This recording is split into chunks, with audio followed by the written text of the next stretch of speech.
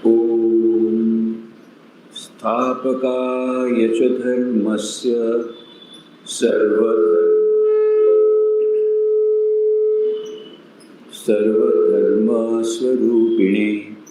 अवतारवरिष्ठाय रामकृष्णाय ते नमः।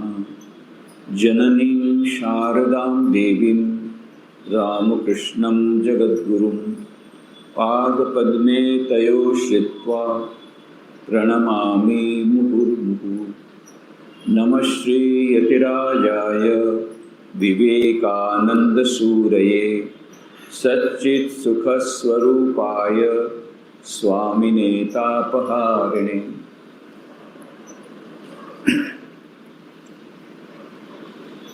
रामकृष्ण अद्वैताश्रम के अध्यक्ष पूज्य स्वामी विश्वात्मानंद जी महाराज, अन्य उपस्थित सन्यासी वृंद, उपस्थित माताओं, बहनों एवं भाइयों, भक्तजनों,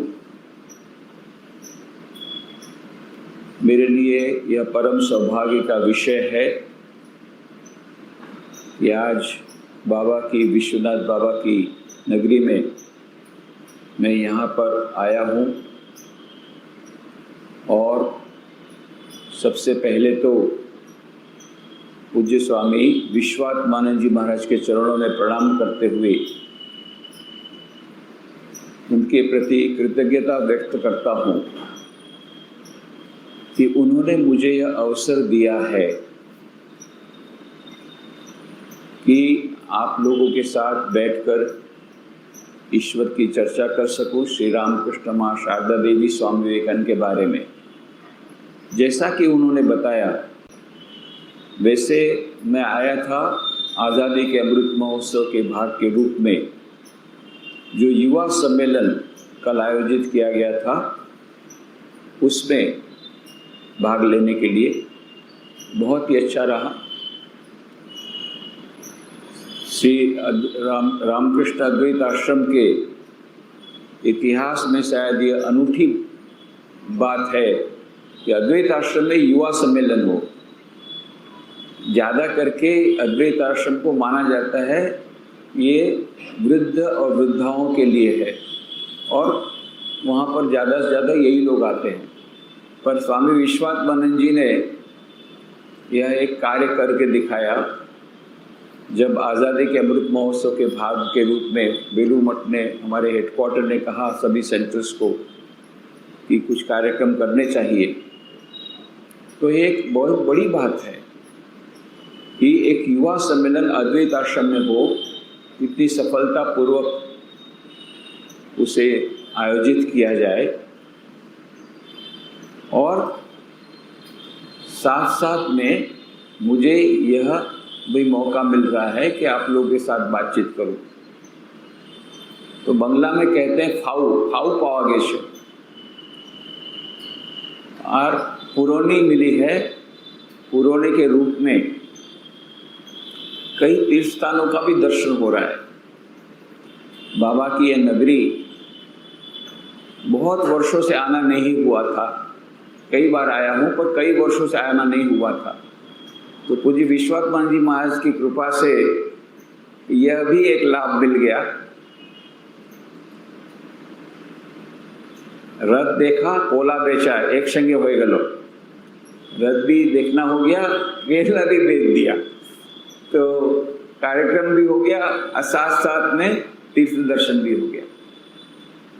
हम लोग बड़े भाग्यशाली हैं कि आज हम लोग यहाँ पर हैं, काशी में।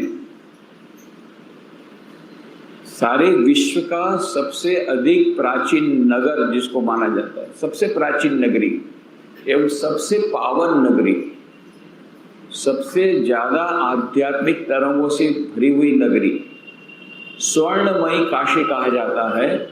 और भगवान श्री रामकृष्ण देव ने स्वयं उसका दर्शन किया, स्वर्णमयी काशी का, यहाँ पर आकर के। इतना ही नहीं, मुक्तिमयी काशी, यहाँ पर अनायास ही मुक्ति प्राप्त हो जाती है। जो भी यहाँ पर शरीर उत्सर्ग करते हैं, वे यमराज के यहाँ पर कोई पहुँच नहीं है। ये एक काशी नगरी है जो यमराज की पहुँच के बाहर है।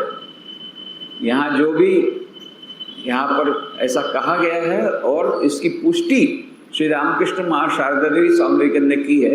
ये मुक्ति नगरी है, यहाँ पर शरीर उत्सर्ग करने से सीधी मुक्ति होती है।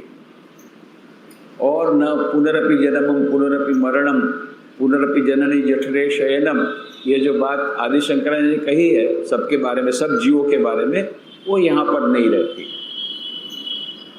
पुष्टि भी उन्होंने की है, उन्होंने उसकी अनुभूति भी बताई श्री रामकृष्ण देव ने। कैसे अनुभूति बताई? ऐसी अनुभूति किसी स्क्रिप्चर में नहीं है। श्री रामकृष्ण लीला प्रसंग में स्वामी शारदानंद जी कहते हैं कि उनकी, श्री रामकृष्ण स्वयं कहते हैं कि यहाँ की अनुभूतियाँ वेद वेदांत को पार हो गई है। उसका उदाहरण देते हैं कि काशी खंड में तो इतना ही कहा है कि जो काशी में जिनकी मृत्यु होगी उनकी मुक्ति होगी, पर कैसे होगी उसका ग्राफिक डिस्क्रिप्शन, पूरा चित्रण, पूरा वर्णन श्री रामकृष्ण देव करते हैं। किस प्रकार से? अपनी अनुभूति के बल पर उनको ऐसा दिव्य दर्शन हुआ कि वहां पर मणिकर्णिका घाट पर जो मृतदेह है उनके पास शिव जी खड़े हैं और उनको तारक मंत्र प्रदान कर रहे हैं, और माँ जगदम्बा पार्वती जी उनके सभी प्रकार के बंधनों से उस मृतदेह को, जीवात्मा को मुक्त कर रही है। किसी शास्त्र में इतना विस्तृत वर्णन किस प्रकार से मुक्ति होती है नहीं कहा। तो ये मुक्तिमय काशी है। इसीलिए हमारे गुजराती में एक कहावत है, सूरतનું जमण અને काशीનું मरण। खाना हो तो सूरत जाओ, इतना डिश कहीं नहीं मिलेगा पूरी दुनिया में। इतना सारा दिन खाते रहते हैं। तो सूरतનું जमण माने खाना भोजन करना हो तो सूरत जाओ, मरना हो तो काशी जाओ, कि बाद में फिर जन्म मरण के चक्कर से पार। ऐसी काशी, ऐसी पवित्र काशी, ऐसी महान तीर्थ स्थान को और भी ज्यादा महान बना दिया भगवान श्री रामकृष्ण देव, अवतार वरिष्ठ भगवान श्री रामकृष्ण देव, माँ शारदा देवी, स्वामी विवेकानंद एवं उनके अन्य पार्षद, कई पार्षद यहाँ पर आए हैं। भगवान श्री रामकृष्ण देव स्वयं 2 बार पधारे हैं।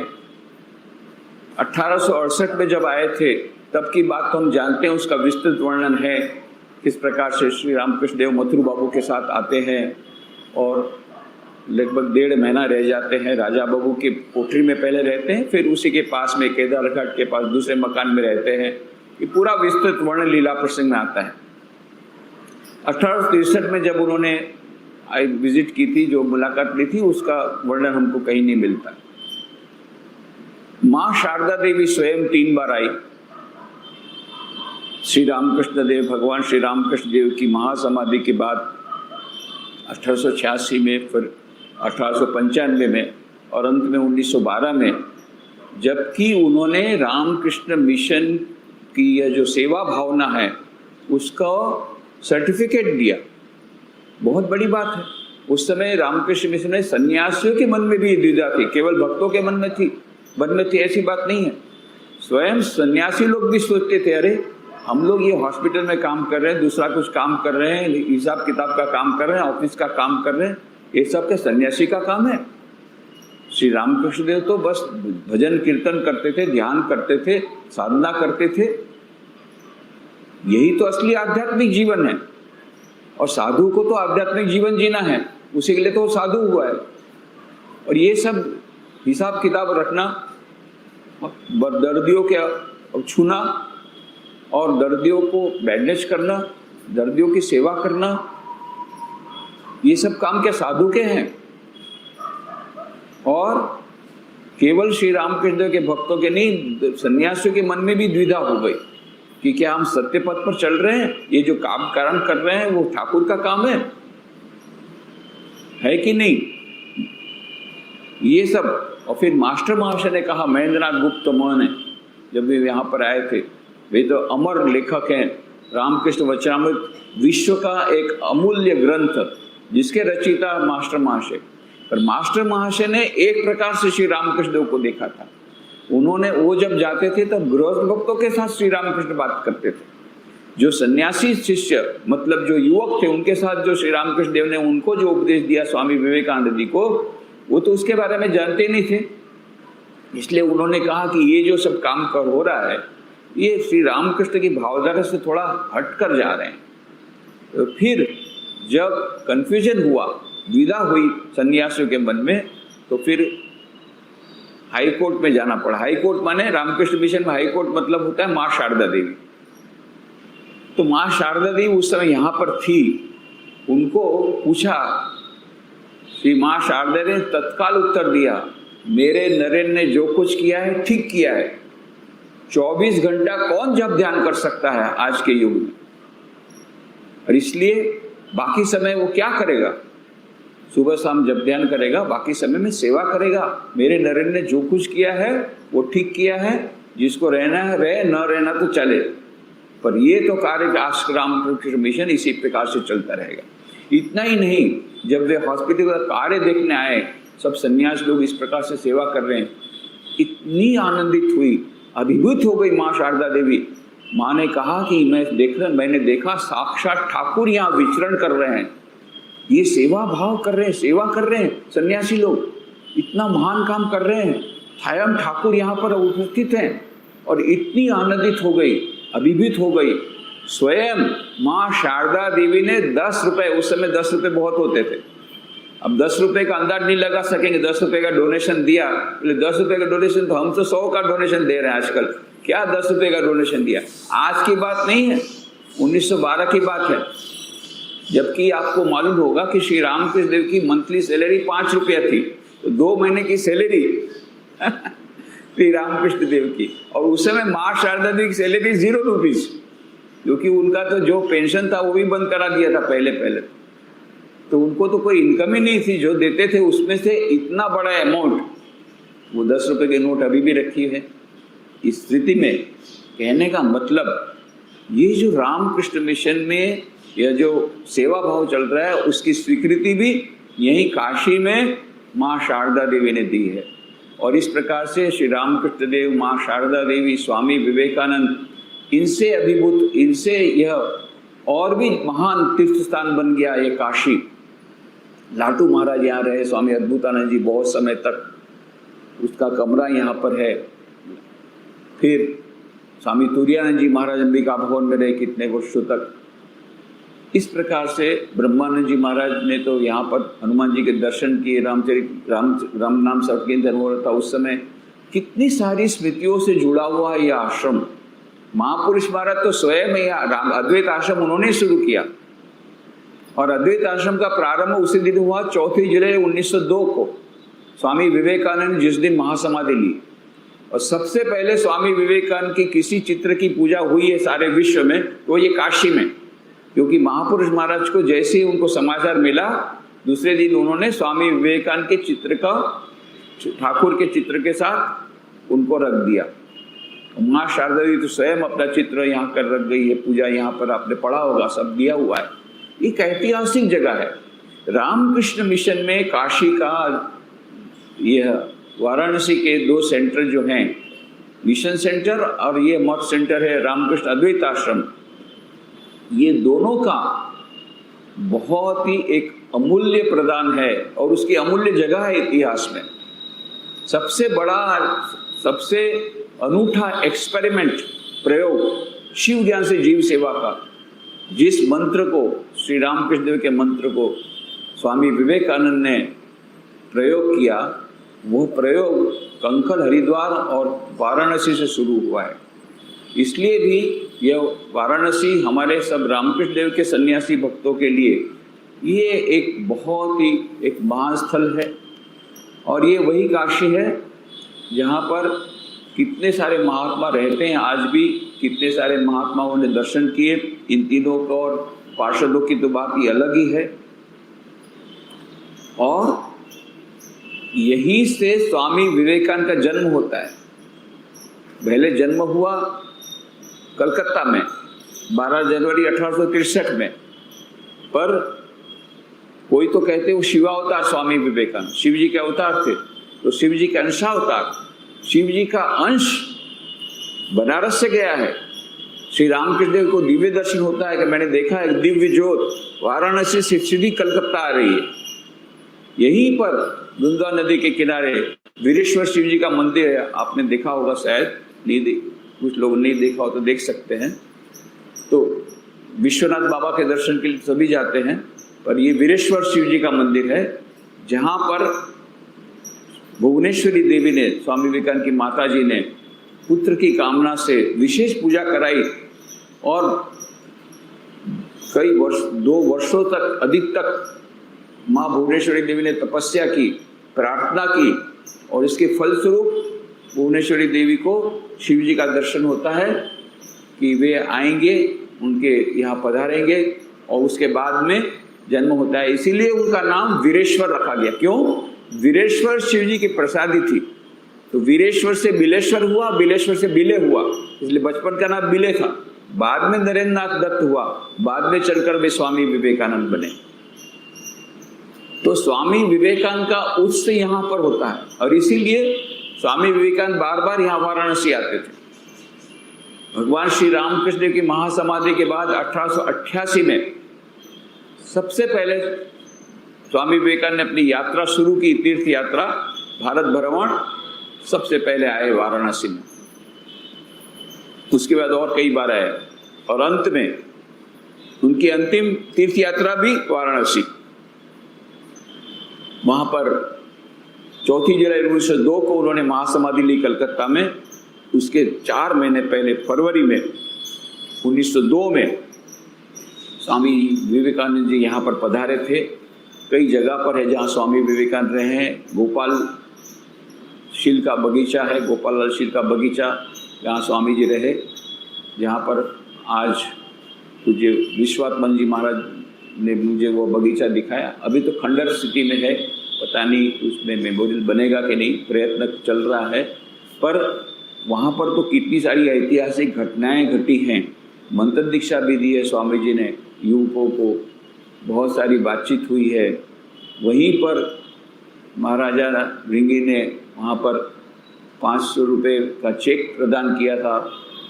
उसी जगह पर रामकृष्ण मिशन का कार्य यहाँ पर शुरू करने के लिए एक ऐतिहासिक स्थल वो है, पता नहीं क्या होगा।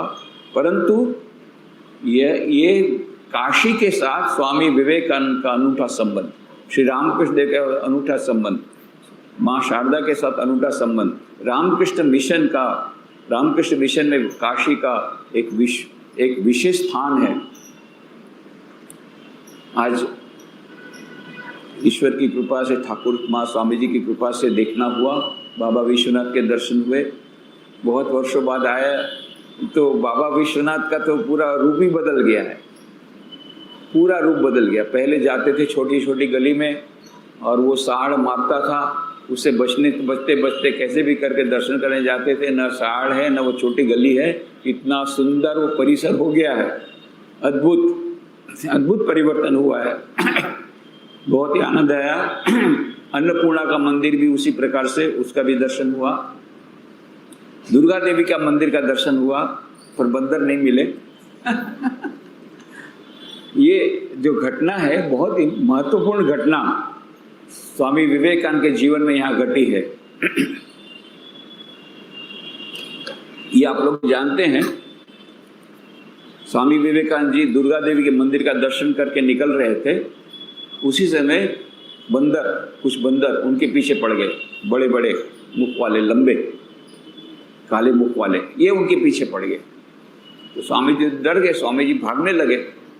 अब स्वामी जी आगे दौड़ रहे हैं और बंदर पीछे दौड़ रहे हैं, स्वामी जी आगे दौड़ रहे हैं, बंदर पीछे दौड़ रहे हैं।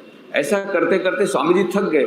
अब क्या करें, क्योंकि एक तरफ तालाब था, कुंड था, वो कुंड अभी भी है, अभी तो वहां जाने के लिए अलग से सब बनाया गया है। वो कुंड अभी भी है, वो कुंड एक तरफ था, एक तरफ दीवार, जाएंगे कहाँ। उतनी देर में एक वृद्ध सन्यासी वहां थे, उन्होंने चिल्ला कर करा, ए डरो मत, बंदर का सामना करो। जैसे ही स्वामी जी ने सुना, स्वामी जी खड़े रह गए और पीछे मुड़कर देखा और अपना दंड था ऐसा चलाया, सब बंदर भग गए। फिर बाद में अमेरिका के अपने लेक्चर में कहा था स्वामी जी ने, that day I learned one of the greatest lessons of my life. What is that? Face the brutes, face the difficulties of life squarely. बंदरों का सामना करो, पशुओं का सामना करो, कठिनाइयों का सामना करो। कठिनाई तो आएगी, जीवन का नाम ही संघर्ष है, आएगी कठिनाइयाँ, और उससे जब डरोगे तो कठिनाई आपके पीछे दौड़ेगी। अब डट कर मुकाबला करोगे, सब कठिनाइयाँ भग जाएगी। इतना बड़ा संदेश उनको स्वामी जी को मिला था यहीं इसी वाराणसी में। तो कल गए थे हम लोग वहाँ पर, और आज और भी गए थे संकट मोचन मंदिर में, और कल गए थे केदार घाट केदारेश्वर, बहुत सुंदर स्थान। वहाँ पर भी श्री रामकृष्ण देव को बहुत बड़ी अनुभूति, गहरी अनुभूति हुई थी। एक राजा बाबू का मकान जिसकी बात आती है लीला प्रसंग में, उसको भी देखा। तो पहले मंजिले में वहाँ पर एक चंदन की छोटी सी वह खाट जैसा है और एक खड़ा हुआ है। तो वहाँ पर अभी लोग जो उसकी देखभाल करते हैं, उन्होंने कहा कि हमारे पूर्वज लोग, इनके यहाँ पर श्री राम ठाकुर यहाँ पधारे थे और उस समय यह जो पादुका है उसका स्पर्श ठाकुर जी को कराया था। बंदर का नाम सुनते आ गए, बोलो इनको कितना है रे नाम दिया तो तुरंत आ गए। तो ये राजा बाबू के मकान में जो ठाकुर जी रहे थे, तो वो बोलते हैं कि यहीं पर वो रहे थे, और ये ड्राइंग रूम है और वहीं पर ये चौकी है, चंदन की चौकी। तो अभी उस पता नहीं उसमें कितना तथ्य है उसके बारे में, तो परंतु कई लोग वहाँ पर जाते हैं और बहुत ही जीर्ण शीर्ण उसकी अवस्था है, मकान ज़्यादा अभी नहीं रहेगा, बहुत ही खराब अवस्था है। तो इस प्रकार से यह जो काशी है अत्यंत पवित्र तीर्थोत्तम स्थान, और भगवान श्री रामकृष्ण माँ शारदा देवी स्वामी विवेकानंद पार्षदों के द्वारा और भी अधिक यह स्थान पवित्र हो गया है। उसमें आप लोग जो यहाँ पर रह रहे हैं वो तो धन्य हैं, और मैं भी धन्य हूँ कि कम से कम पूज्य विश्वात्मन जी माँ ने बुलाया तो कम से कम 2 दिन तो रहने का मौका मिला। कल वापस राजकोट लौट रहा हूँ, परंतु ये बहुत ही एक अनूठा, कई वर्षों बाद यहाँ पर आना हुआ। तो इस प्रकार से एक विशेष आनंद लेकर के मैं जा रहा हूँ।